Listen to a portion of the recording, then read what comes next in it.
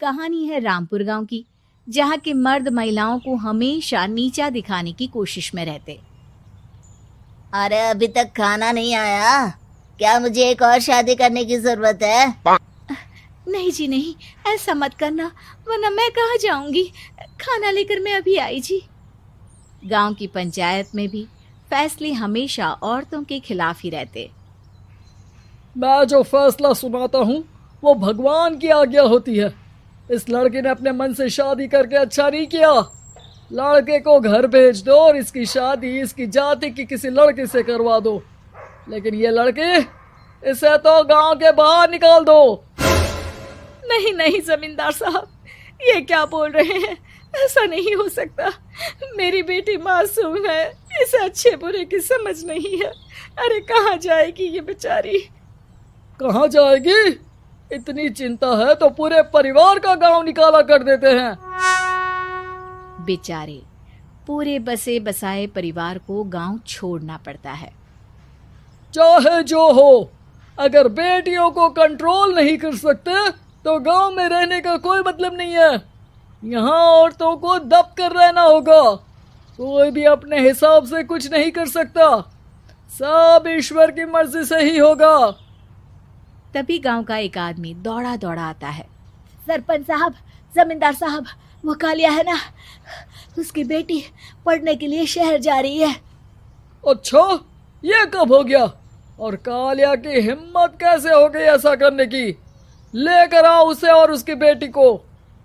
बस फिर क्या था, हाजिर हो जाते हैं कालिया और उसकी बेटी सरपंच के सामने।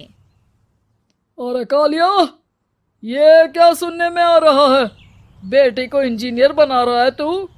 और ये बता, गांव में तो स्कूल नहीं है, फिर कहां से इतनी क्लास पास कर गई तेरी बेटी? राधा, जो कि कालिया की बेटी है, उसे लगता है कि सरपंच उसकी तारीफ कर रहे हैं। सरपंच जी, मैंने ऑनलाइन पढ़ाई की है, डिस्टेंस लर्निंग से। सभी में मैंने अच्छे नंबर पाए हैं, जिसे देखते हुए शहर की इंजीनियरिंग कॉलेज में मुझे स्कॉलरशिप मिली है। वाह जी वाह, क्या होती है ये?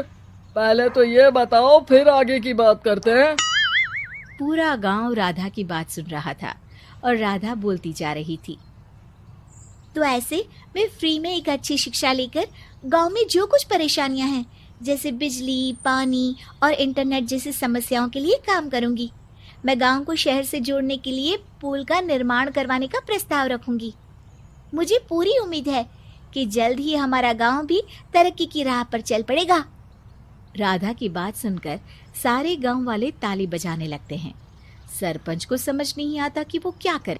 चुप रह नादान लड़की, गांव के खिलाफ जाने के लिए तुझे गांव से बेदखल कर दिया जाएगा, वो भी पूरे परिवार के साथ। और हाँ, अगर ठीक से गांव में रहना चाहती है तो ये पढ़ाई लिखाई छोड़ दे।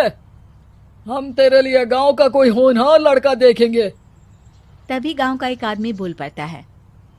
अरे नहीं नहीं सरपंच जी, राधा बिटिया जो बता रही है, अगर वैसा हो जाए तो हम लोगों को पैसा कमाने के लिए बाहर नहीं जाना पड़ेगा।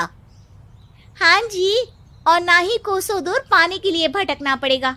हमारे बच्चे भी अच्छी पढ़ाई कर सकेंगे और आगे बढ़ेंगे, ना कि हमारी तरह खेती करते बैठेंगे। क्यों गांव वालों, राधा बिटिया का साथ देना चाहिए ना। सरपंच देखता है कि गांव राधा के साथ है तो वो चुप हो जाता है। वो घर आकर अपने सलाहकार से बात करता है, जो बहुत ही चालाक किस्म का इंसान होता है। अरे सरपंच साहब, आपको बहुत ही होशियारी से काम लेना पड़ेगा। एक बार गांव तरक्की कर गया, यहाँ के बालक पढ़ लिए तो कोई ना पूछेगा आपको। और फिर ये जो बेटा और बेटी है ना आपके, इनको भी आम लोगों की तरह ही जीवन जीना होगा। हाँ, लेकिन करे तो क्या करे? वो ना आप मुझ पर छोड़ दीजिए, बस मैं जैसा बोलूं करते जाइए। अगले रोज सुबह जब गांव वाले सोकर उठते हैं तो राधा के घर के बाहर और साथ ही वो लोग जिन्होंने राधा का सपोर्ट किया था, उनके घर के आगे लाल रंग से कल आऊंगी लिखा होता है। कल आऊंगी, यह क्या होता है? अरे यह तो खून से लिखा है, लगता है कोई भूत प्रेत या चुड़ैल का साया है। चलो सरपंच जी के पास चलते हैं। सभी सरपंच के पास जाकर उसे सारी बात बताते हैं। अरे ये तो बड़ी मुश्किल की बात है। चलो मैं एक बाबा को जानता हूँ, उन्हें बुला लेता हूँ। सरपंच बाबा को लेकर गांव के घर के बाहर जाता है। ओहो, तो ये वो चुड़ैल है जो उन लोगों को निशाना बनाते हैं जो गांव को बदलने का सपना देखते हैं।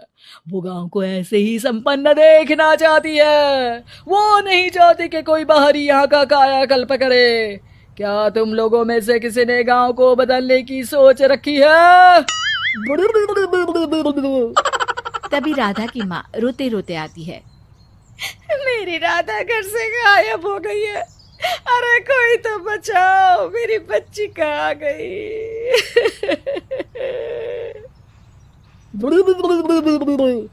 ले गई वो चुड़ैल, तेरी बच्ची को ले गई। अब वो उसे श्रापित करके छोड़ेगी, उस पर चुड़ैल का साया हो जाएगा। तभी बुरी सी हालत में राधा भी वहां आ जाती है। उसके बाल चुड़ैल की तरह फैले होते हैं और कपड़ों में खून लगा होता है। सभी राधा को देखकर डर जाते हैं। माँ, पता नहीं मुझे कौन उठा कर ले गया था। अरे दूर दूर हो जा चुड़ैल, अब हम लोग इस गांव में नहीं रुकेंगे। अरे कैसे बातें कर रहे हैं आप? कल तो आप मेरे भरोसे गांव का हुलिया बदलने, अपने बच्चों को पढ़ाने और तरक्की उन्नति की बात कर रहे थे, तो आज क्या हो गया आपको? ये फिर तुम लोगों को बहकाएगी। ये चुड़ैल गांव में आ चुकी है, ऐसे ही ये तुम्हारे घर के बच्चों को भी ले जाएगी। गांव वाले राधा को गांव से बाहर निकाल देते हैं। उसके माँ बाप रोते रहते हैं, लेकिन गांव वाले नहीं मानते। मैं भी अपनी बहन के साथ गांव के बाहर रहूंगा, लेकिन वो पढ़ाई नहीं छोड़ेगी। वहीं सरपंच के घर पर सलाहकार कहता है। देखा, सांप भी मर गया और लाठी भी नहीं टूटी। लेकिन अगले ही दिन सरपंच के घर के बाहर भी वही शब्द लिखे होते हैं। और फिर सरपंच की बीवी कहती है, हमारी बेटी को किसी ने अगवा कर लिया है। तभी राधा का भाई वहां आ जाता है। अरे गांव वालों, मैंने सरपंच जी की बेटी को देखा था। वो चुड़ैल उसे उठाकर ले जा रही थी। अरे क्या मजाक कर रहे हो?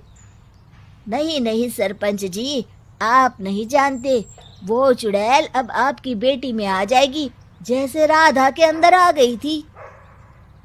तभी सरपंच की बेटी वैसी ही हालत में वहां आती है जैसे राधा आई थी। पापा, पता नहीं कैसे मैं गायब हो गई थी। चुड़ैल, इसके अंदर भी चुड़ैल का साया है, मारो इसे।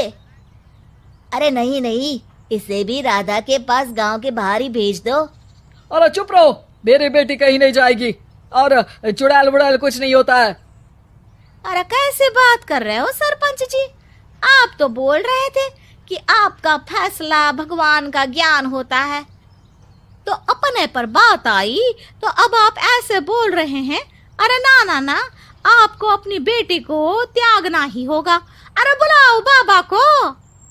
राधा का भाई बाबा को ले आता है, जिसे अब गांव वालों के डर के कारण सच बोलना पड़ता है। मैं कोई बाबा नहीं हूँ, मैं तो मोची था। ये सलाहकार महोदय ने मुझे कहा था एक्टिंग करने को। अब वो मुझे पैसे देने वाले हैं। अब मुझे माफ कर दो। गलती हो गई, मुझे माफ कर दो। तभी वहां राधा आ जाती है। देखा सरपंच जी, जब गांव के बच्चे साक्षर होंगे तो आप जैसे लोगों की चालाकी नहीं चलेगी।